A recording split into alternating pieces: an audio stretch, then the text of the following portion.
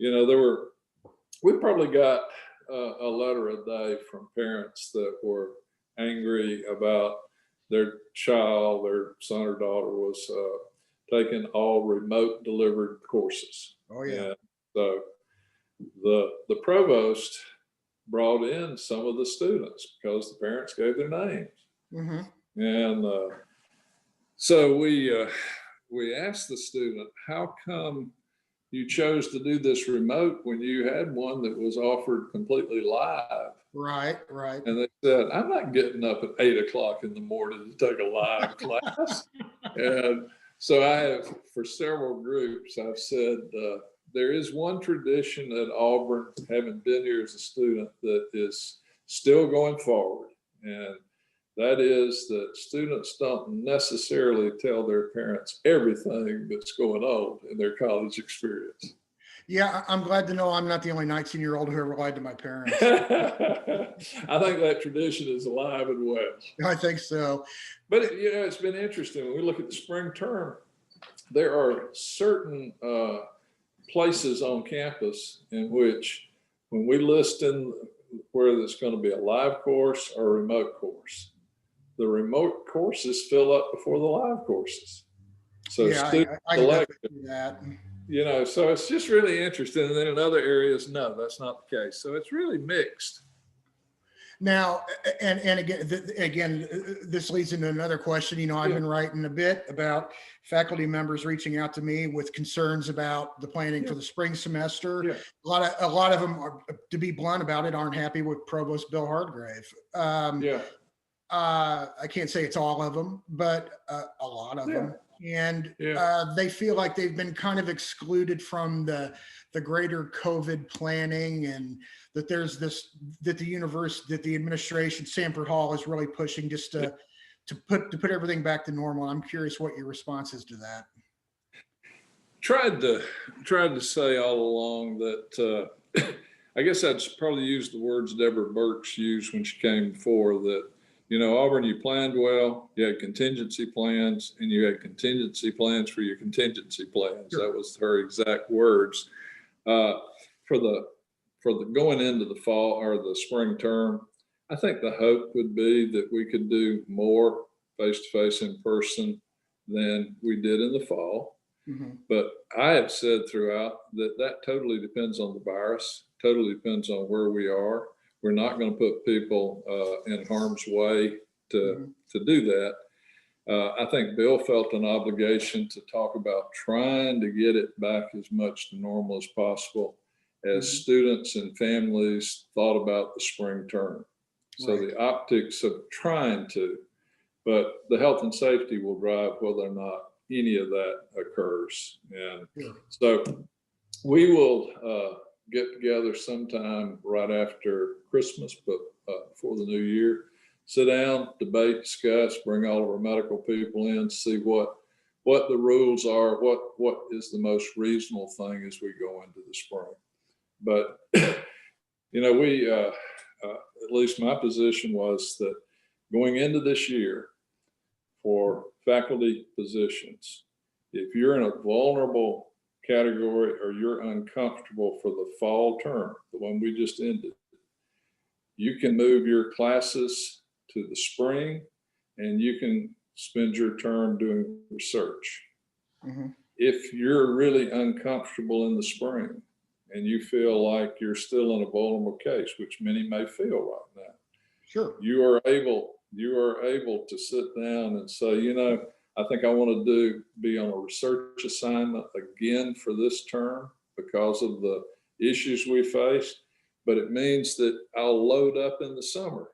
So we tried to say, rather than looking at the usual 9-month appointment, spread it over 12. That allows people a little bit more flexibility. And so I don't know. I think we've tried to do that. We've been fortunate, and it's not all of our doings. We had some luck, but we have not had to furlough people. We haven't had to cut people's salaries. We haven't abolished programs. We haven't riffed individuals as a part of it. And so I would say, in general, people have done everything they know how to make it work. And I guess I would just like people to know that we're still going to look at those same basic principles. How do we carry out the mission of the university in a health and safety way? And it will be in conjunction with those elected groups that are involved with internal governance. So, okay, so I guess just one last question in this matter. Honestly, a lot of faculty members don't feel like they have enough seats at the table. Is that something you guys need to address? We meet with the Senate leadership twice a week right now. Okay. So again, it's awfully hard when you've got thousands, 1,800 faculty to decide that you're going to meet with each one on an individual basis. I think the provost has done a couple of town hall meetings to try to get input, try to feel, but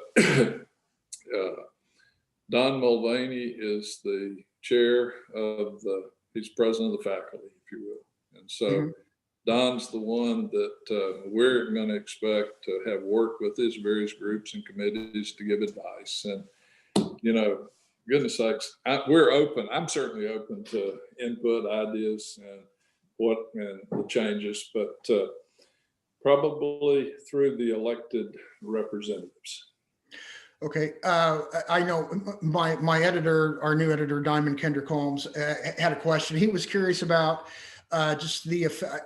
I don't recall there being a big impact on international students enrolling, but that was, I think, an interesting question to ask, you know, as far as students getting back into the country and being able to stay, and visas and social restrictions and everything else. I mean, has there been a problem in the grad schools or with any of the international students being able to come back and do their work? Well, for the most part, remember when you're in the middle of a term and the COVID hit, most of our international students did not go home. Right. So they remained in the U.S. for the summer and continued on into the fall. The ones that went home had great difficulty getting back. Right. Right. So, but the majority stayed. And so I don't want to imply that there was no impact, but it was probably an 8 or 10% decline in international enrollment compared to where we were. Okay. One last question, because I know you're busy. How are you guys going to pull this off again next semester? Well, like I say, I want to emphasize as much as everything. It's going to be the CDC guidelines, and it's going to be the state public health officer that really makes the calls for how we do business at the institution. So we have relied on them. They've been very reasonable. They have told us what we should do and shouldn't do. And we had them be very engaged with our graduation last Saturday. And by the way, I noticed the headline in the news said the first graduation in a year. It's really the first graduation since last summer. Yeah, I guess it's true. Yeah. But my guess is they were probably thinking of the academic year. So that's probably what it was done. Probably. But do help us on it as much as you can. We want to do the right thing. We want to be safe for our kids. You know, we have certain elements of the campus that really want face-to-face. And so think about it. Vet medicine, pharmacy, nursing, they've got to be face-to-face. Social work, absolutely. Face-to-face.